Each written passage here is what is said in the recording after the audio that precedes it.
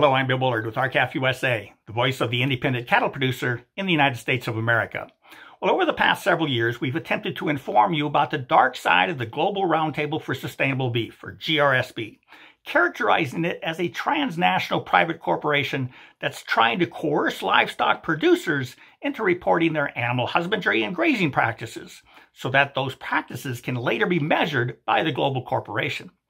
And once measured, those practices can then be regulated by requiring producers to jump on the path of continual improvement in return for access to the marketplace. In other words, the GRSB wants to control how ranchers ranch.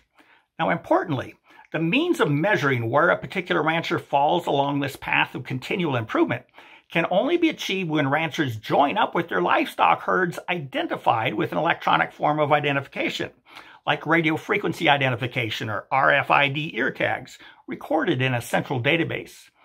And while we were cautioning producers about the link between these RFID eartags and the Global Roundtable for Sustainable Beef, another global initiative raised its head. This new one was called ESG, and it stands for Environmental, Social, and Governance Standards that world banks are using to decide which global corporations will receive loans and which will not. And what was apparent at the outset was that the road to continual improvement under the GRSB was simply the precursor to the Environmental, Social, and Governance Initiative, as the standards imposed by each are essentially the same. In other words, the ESG standards are incorporated in the Global Roundtable for Sustainable Beef's path to continual improvement. Now, all of this was sounding like some wild-eyed conspiracy theory until the governments of the Netherlands and Ireland each made the leap from reporting to measuring to controlling. You see, their measurements led them to conclude that they must depopulate their respective livestock herds to meet their ESG goals.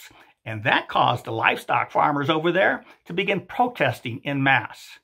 But in America, what was going on across the pond was out of sight and out of mind, until our own government, through the Securities and Exchange Commission, or SEC, announced it was going to require publicly traded corporations to not only report and measure their own compliance to these arbitrary environmental, social, and governance standards, but also it was going to require those corporations to report and measure the compliance of their suppliers. In other words, the corporate packers would be obligated to report and measure where each livestock producer was stationed along this path of continual improvement. Of course, the danger here is that when the SEC mandates reporting by the packers, it tacitly authorizes those packers to impose requirements on individual livestock producers. So you can see how all of this threatens the freedom and liberty that ranchers currently have to decide on their own how they will run their ranches. But all of this still sounded far-fetched to independent American ranchers whose daily routines were focused on caring for their livestock and land, and not on the unfolding plans of the global elitists in their pinstripe suits who want to dictate how ranchers ranch. Now, in August, we helped shine a light on this by inviting a journalist and internationally renowned political commentator from the Netherlands to keynote our annual convention, so she could describe the level of control that Dutch livestock producers were being subjected to by their Dutch government and by global corporations. Now, the operative word here is helped. We certainly did not reach every American livestock producer with this message, but they're about to be reached now. You see, journalist Jim Mundorf of Lonesome Lands recently disclosed that the U.S. Department of Agriculture, USDA, is giving billions of dollars away to large agricultural corporations, associations, and universities to help it, as he puts it, manipulate farmers and ranchers into calculating their greenhouse gas emissions so that those emissions can then be regulated.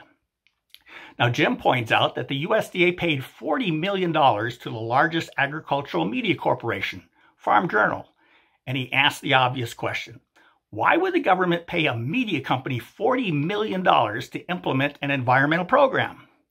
And then he answered his own question: control the messenger, control the message, also known as state-run media.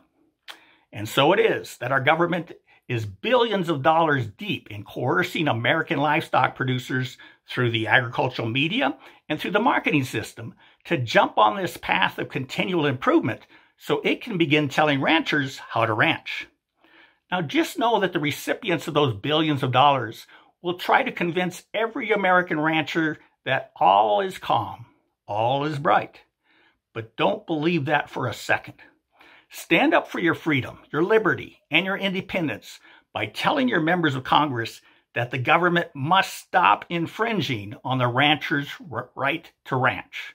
With that, have a productive week. Thank you and goodbye.